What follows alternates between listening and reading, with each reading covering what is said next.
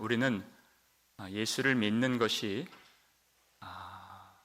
엄청난 복이라고 하는 사실을 믿습니다. 예수를 믿는 것, 그것이 얼마나 큰 복인가. 그런데 이 복이라고 하는 것이 과연 무엇인가에 대해서 혼동하고 또 그 실상을 놓칠 때도 많이 있습니다. 교회를 나오지만 당장 내가 돈이 없고 물질적으로 형편이 어려우면 대번 내가 복이 없구나 할 때가 많은 것, 그것이 우리의 모습입니다. 예수님이 제자들에게 뭐라고 말씀하셨느냐? 누가복음 6장 20절을 보시면 함께 읽겠습니다. 예수께서 눈을 들어 제자들을 보시고 이르시되 너희 가난한 자는 복이 있나니 하나님의 나라가 너희 것임이요. 아멘. 누가 복이 있다고요? 누가 복이 있다고요? 가난한 자는 복이 있나니. 가난한 자는 복이 있나니. 그러니까 사람들이 생각하는 복과 예수님이 말씀하신 그 복이 많이 다른 것을 우리가 볼 수가 있습니다. 가난한 자가 복이 있다. 만약 우리 중에서 하나님이 엄청난 물질을 주시고 하는 일마다 다 대박이 나서 그리고 돈을 많이 번다면 이 자리에 우리가 몇 사람이나 나와서 예배를 드릴까 하는 것입니다. 그 말씀이 잠언 30장 8절에 나와 있죠. 혹 내가 배가 불러서 하나님을 모른다, 여호와가 누구냐 할 것 같습니다 그랬어요. 그래서 나로 하여금 부자가 되지 말게 하옵소서 이렇게 기도를 하죠. 내가 배가 불러서 하나님 모른다고 할까 봐 마음에 기름이 껴서 말씀도 못 듣고 기도도 못하는 그런 사람 되지 않기를 원합니다. 그랬다는 것입니다. 그럼 마태복음 19장 23절 보니까 예수님이 부자가 천국에 가는 것이 어려우니라 이렇게 말씀하셨습니다. 주님의 말씀입니다. 왜냐하면 부자들은 말씀을 안 듣는다는 것입니다. 마음이 높아져 있기 때문에 자기가 필요한 것들을 자기 힘으로 다 가질 수 있기 때문에 간절한 마음으로 구하지를 않는다는 것입니다. 기도의 필요성을 알지 못하는. 기도하지 않는 사람들은 다 부자인 것입니다. 그런데 주님이 부르시는 사람들을 한번 봐라. 이 세상에서 그들이 어떠한 형편에 있는 사람들인지. 그들은 다 없는 자들이었다는 것입니다. 야고보서 2장 5절 말씀 볼까요? 읽겠습니다. 내 사랑하는 형제들아 들을지어다. 하나님이 세상에서 가난한 자를 택하사 믿음에 부유하게 하시고 또 자기를 사랑하는 자들에게 약속하신 나라를 상속으로 받게 하지 아니하셨느냐. 아멘. 하나님이 성도들을 택할 때 가난한 자를 택하사 이렇게 되어 있습니다. 가난한 자를 택하사. 왜냐하면 부자들은 마음이 높아져서 하나님의 말씀을 듣지 않는데 하나님의 말씀을 들어야 거듭날 수 있고 말씀을 들어야 생명을 얻을 수 있는데 다른 사람들은 말씀을 못 듣는데 가난한 자들은 말씀을 생명으로 받아들인다는 뜻입니다. 그들은 살 수가 없는 사람들이기 때문에 하나님의 말씀만이 그들의 소망이고 그들의 생명이기 때문에 하나님이 그들을 택하사 믿음에는 부유하게 하신다는 것입니다. 이 세상에서는 없는 자들이지만 믿음에 있어서는 차고 넘치도록 부어주시는. 그러니까 우리 생각에는 우리가 형편이 어려우면 하나님이 왜 나를 안 사랑하시는가? 그것을 고민하고 문제를 잘 풀지 못하지만 이 말씀을 보면 다 나와 있습니다. 하나님이 가난한 자들을 얼마나 사랑하시는가 하는 것입니다. 그들을 택하셔서 믿음으로 부유하게 하시고 하나님을 바라보고 사랑하고 의지하도록 만들어 주셔서 자기를 사랑하는 자들에게 약속하신 하나님의 나라를 그들에게 상속시켜 주신다는 것입니다. 이것이 천국의 비밀입니다. 이 비밀을 아는 자들은 그 환난 가운데서도 도리어 크게 기뻐할 수 있다. 이렇게 말씀을 해 주시는 것입니다. 오늘 본문 6절 말씀 읽겠습니다. 그러므로 너희가 이제 여러 가지 시험으로 말미암아 잠깐 근심하게 되지 않을 수 없으나 오히려 크게 기뻐하는도다. 아멘. 믿음이 있는 사람들, 믿음이 있기 때문에 잠깐 근심하게 되지 않을 수 없으나 이렇게 되어 있습니다. 그러니까 우리가 예수를 믿는다 해서 예수를 믿으면 이것도 잘 되고 저것도 잘 된다 하는 말에 미혹되면 안 된다는 뜻입니다. 예수를 믿지 않기 때문에 이것도 안 되고 저것도 안 된다는 말에 현혹이 되면 안 된다는 것입니다. 당신이 그러니까 그것밖에 못 사는 거야. 그렇게 하지 말라는 것입니다. 믿음이 있기 때문에 예수를 믿기 때문에 그들이 얼마나 어려움에 처하게 되는가. 성경을 보면 믿음 있는 사람들이 얼마나 환난을 많이 당하는가, 궁핍에 많이 처하는가 확인이 됩니다. 히브리서 11장 37절 보면 성도들이 예수를 믿기 위해서 그들이 양과 염소의 가죽을 입고 유리하여 궁핍과 환난과 학대를 받았으니 이러한 자들은 세상이 감당하지 못하느니라 이렇게 되어 있습니다. 그러면 양과 염소의 가죽을 입고 산이나 동굴이나 바위 틈이나 토굴이나 이런 데를 유리하면서 정해진 거처 없이 떠돌아다니면서 많은 궁핍과 환난과 학대를 받는 이런 사람들은 세상이 감당하지 못하는 사람들이라고 되어 있습니다. 세상이 그들을 담을 수가 없는, 세상에 속한 자가 아닌, 이들은 세상의 가치를 깨달은 사람들입니다. 헛되니 모든 것이 헛되도다의 세상의 가치를 말하는 것입니다. 무엇을 보면 그것을 알 수 있습니까? 하나님의 나라의 가치를 깨달을 때 세상에 그 아무것도 아닌 가치가 보여지게 되는 것입니다. 이 천국의 비밀이에요. 이것을 알지 못하면, 이 비밀을 모르면 그 궁핍하고 환난받고 학대받는 신앙생활이 온통 우울하고 괴롭고 고생스러운 길인 것입니다. 그러나 이 비밀을 알면 오히려 크게 기뻐하는도다가 되는 것입니다. 그건 잠깐 있는 시험이기 때문에. 그럼 무엇을 바라보고 있는가 하는 것입니다. 고린도후서 4장 17절 말씀이죠. 읽겠습니다. 우리가 잠시 받는 환난에 경한 것이 지극히 크고 영원한 영광에 중한 것을 우리에게 이루게 함이니. 아멘. 우리가 받는 환난이 있습니다. 있는 것이 당연하다 그 뜻이죠. 그것이 경한 것이 가볍다 이렇게 됐어요. 환난이 가벼운 것이다 이렇게 됐어요. 여러분, 이 환난의 무게라고 하는 것은 무엇으로 결정되는 것입니까? 우리가 당한 시련과 환난과 고통의 무게라고 하는 것은 우리가 영원한 나라의 영광의 무게를 보고 있느냐 보지 못하느냐에 따라서 달려있는 것입니다.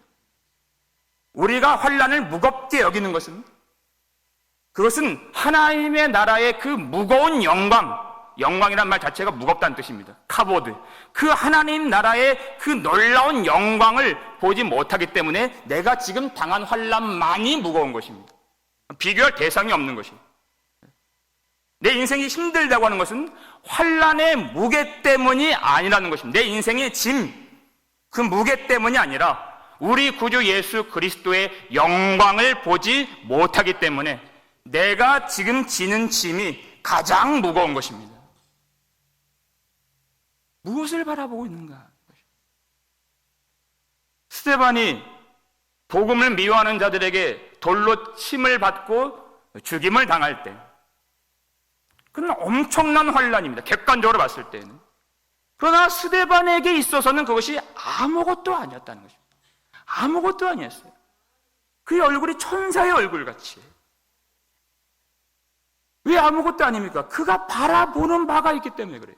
성령 충만하여 하늘을 우러러 주목하여서 하나님의 영광과 및 그 우편에 서신 예수 그리스도를 보고 있었기 때문에, 그 주님을 보고 있었기 때문에, 주님이 서 계신 것을 심판하시기 위하여 이제는 보좌에서 일어나서 다시 오시기 위하여 서 계신 주님을 보았기 때문에 그에게는 이 세상의 환난이 아무것도 아닌 것처럼 느껴지는 것입니다.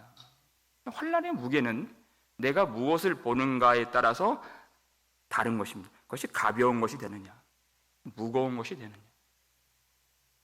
4일 전에 기사를 보니까요, 기독교의 박해를 받고 있는, 우리는 피부로 느끼지 못하지만 전 세계적으로 박해를 받는 인구가 한 해 동안에 집계를 해보니까 500만 명이 더 증가했다는 내용이에요. 놀라운 것은 제가 너무 놀랐어요. 학교나 기독교 병원이나 교회가 공격을 받는 사건의 수가 2022년을 조사했을 때에는 2100건이었습니다. 그런데 2023년이 이제 끝나서 조사가 가능했는데 열어보니까 14,700건, 정확히 7배예요. 한 해 동안에. 여러분, 이런 말씀들이 그냥 우리랑 전혀 상관없는 그런 말씀으로 치부해서는 안 된다는 것입니다.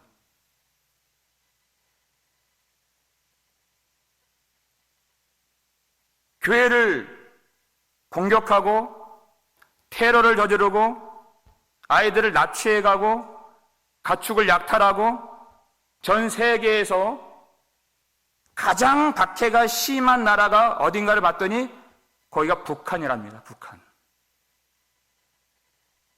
그들이 지금도 지하 교회에서 다 찢어진 성경을 가질 수가 없기 때문에 그 쪽복음 가지고 찢어진 성경 한 장 가지고 눈물로써 목숨을 내어놓고 예배를 드리는 그런 모습은 지금 이 편안한 곳에서 이 시간에 온전히 깨어있지 못한 우리에게 경종을 울리는 그런 예배인 것입니다. 이 세상은 하나님이 통치하시고 하나님이 주관하시고 다스리시는 세상인 것입니다. 하나님이 왜 그와 같은 일들을 허락하시는가?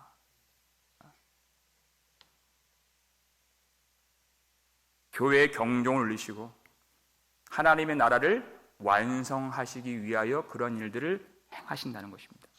역사를 보니까요, 박해가 있을 때 교회는 깨어나게 되고 교회는 살아나게 되고 교회는 부흥하게 되었던 것입니다. 우리가 사망의 잠을 계속 자고 있을 때 하나님은 그렇게 하실 수밖에 없습니다. 성도들은 마땅히 기도를 해야 되는 사람들인데 하나님은 그 모든 준비가 되어 있으신 분입니다. 성경을 보면 다 나와 있습니다. 마지막 때라는 것입니다. 예수 그리스도께서 오실 것밖에 남지 않은, 예수님이 이미 초림하셨기 때문에 다시 오시는 것밖에 이제는 역사상 남아있는 일이 없는 그런 마지막 때인 것입니다. 이때 하나님이 그 믿음을, 이 마지막 때에 성도들의 믿음을 연단하신다는 뜻입니다. 그 하나님의 뜻을 알면, 그 하나님 나라의 비밀을 알면 그때 오히려 크게 기뻐하고 그 하나님의 뜻 안에서 믿음의 연단 속에서 하나님을 바라볼 수 있게 된다는 것입니다. 그 말씀이 오늘 본문 7절 말씀 읽겠습니다. 너희 믿음의 확실함은 불로 연단하여도 없어질 금보다 더 귀하여 예수 그리스도께서 나타나실 때에 칭찬과 영광과 존귀를 얻게 할 것이니라. 아멘.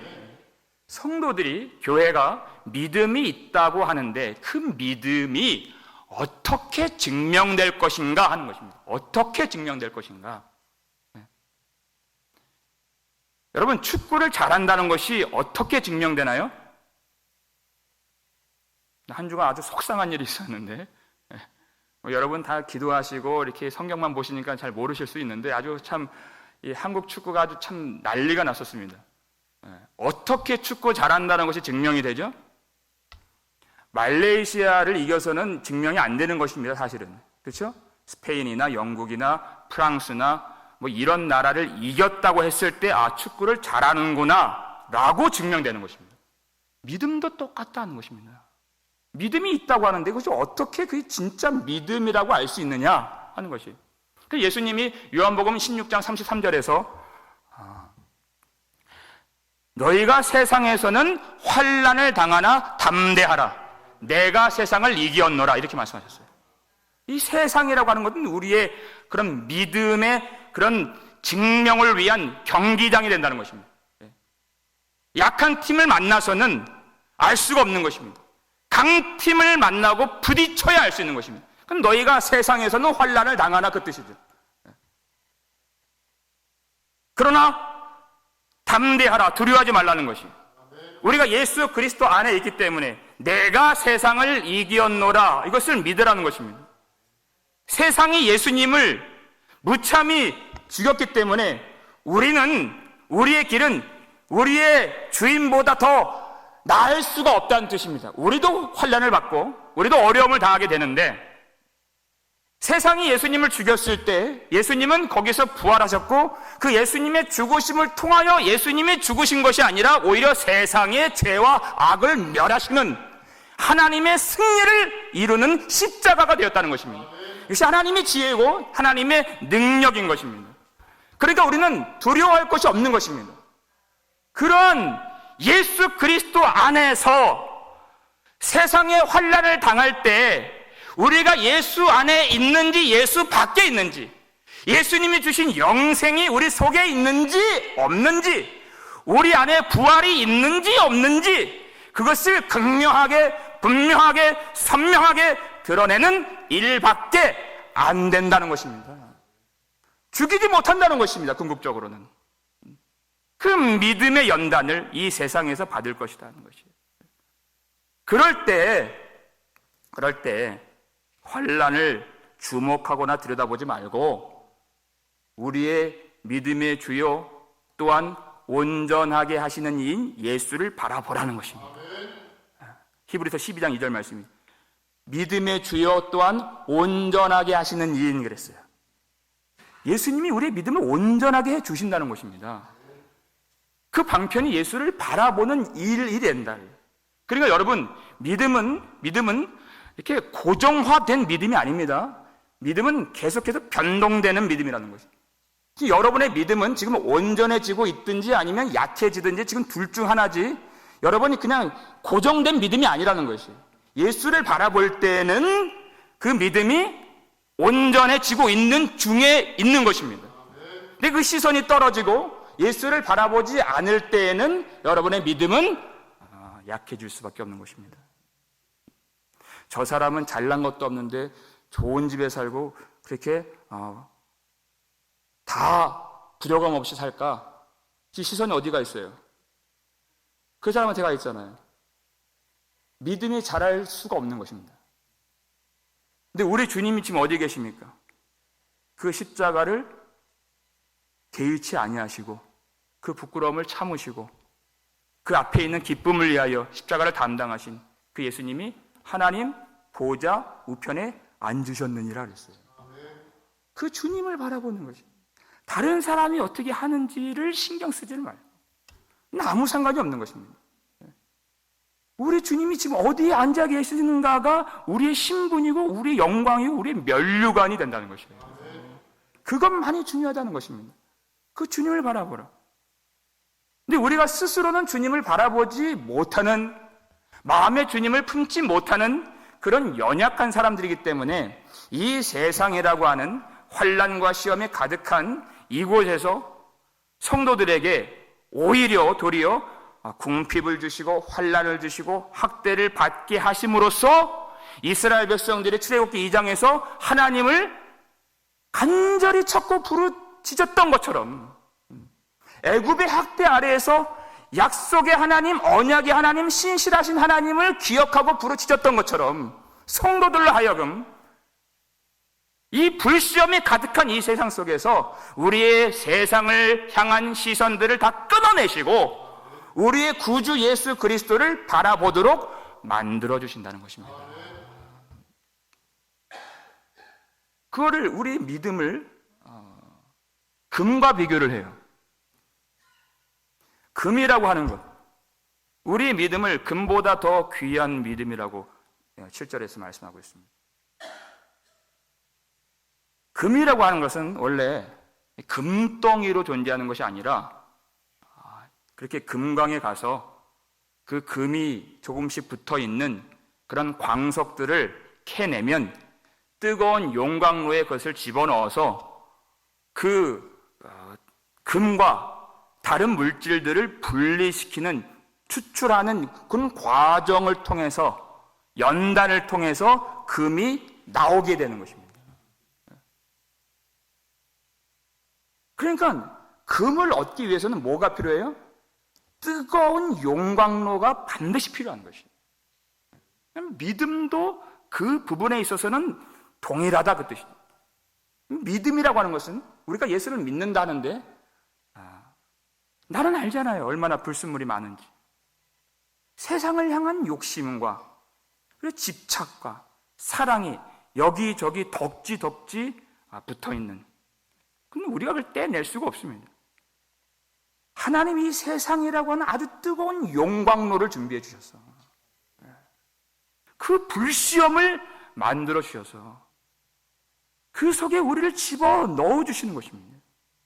왜냐하면 하나님의 목적은 우리를 다 태워서 죽이는 데 있지 아니하고 우리 속에 내가 스스로 분리시키지 못하고 제거시키지 못하는 그 찌꺼기와 믿음의 불순물을 제거시켜 주시기 위하여, 그래서 우리의 믿음을 금보다 더 귀한 정금 같은 순전한 믿음이 되도록 하나님이 우리의 길을 그렇게 인도해 가신다는 것입니다.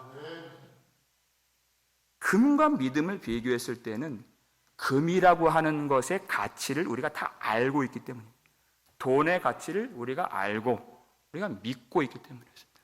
돈이 없다는 것은 정말 비참한 일입니다. 정말 부끄러운 일이고 사람 구실을 할 수가 없는, 내 친구도 만날 수가 없는, 내가 한번 커피라도 얻어 먹었으면 다음에 사야 되는데 그게 안 되는 아주 부끄러운 일입니다. 불편한 일. 그래서 우리는 다 돈이 있기를 원합니다.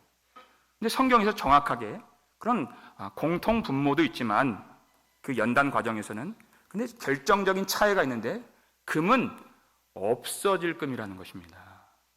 이 땅에 사는 동안 참 요긴하고 없으면 수치스럽고 비참한 그런 물질이지만 금은 없어지는 것이다.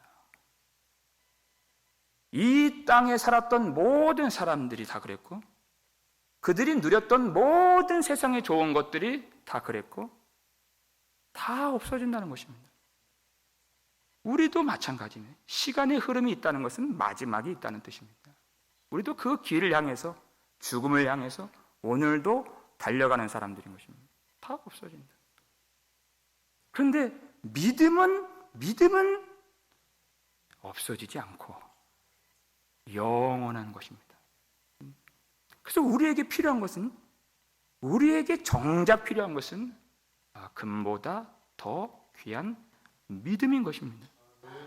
금이 아주 요긴합니다. 이 땅에 사는 동안에 안전하도록 집도 살 수 있고 또 차도 살 수 있고 생활에 필요한 많은 것들을 내가 소유하고 누리며 살 수 있도록 해주는 금이에요. 근데 성경은 금보다 믿음이 더 귀하다. 그 믿음이 무엇을 이루어줍니까? 지금까지 열거했던 그 돈의 가치, 금의 유익보다 더 큰 것을 우리에게 가져다 주기 때문에 금으로는 살 수 없는 무엇입니까? 예수 그리스도께서 나타나시는 날에 우리로 하여금 칭찬과 영광과 존귀를 얻게 할 것이니라 했습니다. 그건 금으로 살 수가 없는 것입니다. 주님이 우리를 칭찬해 주시는 무엇을 보고? 우리에게 있는 믿음의 확실함을 보실 때, 믿음의 확실함. 그 믿음을 위해서 이 땅에서 모든 시련과 고통을 받았음에도 불구하고 예수 그리스도를 끝까지 의지하는 믿음이 있을 때 주님께서 우리 보고 내가 참 잘 참았구나, 잘 인내했구나, 잘 살았구나, 이렇게 칭찬해 주신다는 것입니다. 성도님들을 만나고 대화를 하다 보면 인생의 여러 가지 우여곡절을 들을 때가 있는데 가장 행복했던 때, 그때는 나중에 다 모든 것들이 풍성해지고 또 많은 것들을 누리게 되는 그런 때가 아니라 가장 어려웠던 때, 이민 초기에 아무도 의지할 데가 없었고 아무것도 할 게 없었던 그때 주신 하나님의 은혜, 지금 돌아놓고 보니까 하나님이 왜 그러한 과정과 그러한 시간들을 허락해 주셨는가를 알게 되는데, 그것이 하나님을 향한 절실한 믿음으로 내가 갈 수 없는 그 믿음의 길로 우리를 인도해 주시기 위한 그런 시련들이 하나님 아버지의 자비로운 손길이었다는 것을 고백하는 그런 분들을 많이 봤습니다. 하나님의 은혜를 부어주시기 위한 그런 하나님의 인도하신 하나님의 사랑이었다는 것을 고백하고 하나님께 영광을 돌리는, 우리의 인생이 하나님의 손에 있다는 것입니다. 우리에게 있어서 있어야 할 것들은 남게 하시고 없어야 할 것들은 다 제거해 주시는, 우리가 알 수도 없고 할 수도 없는 그 일들을 하나님이 하나님의 지혜와 하나님의 능력으로 이루어 주심을 믿으시길 바랍니다. 지금도 시험 중에 있고 어려움 중에 있는 그런 성도들 가운데에서